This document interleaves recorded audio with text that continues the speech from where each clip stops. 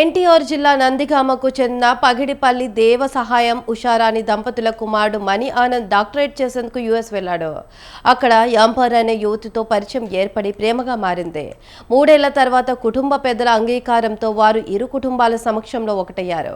మొదట వారి పెళ్లి ఇండియన్ క్రిస్టియన్ సంప్రదాయం ప్రకారం, తర్వాత అమెరికన్ క్రిస్టియన్ సంప్రదాయం ప్రకారం జరిగింది.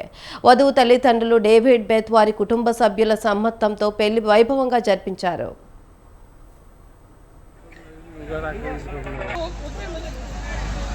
Look at me. Mine.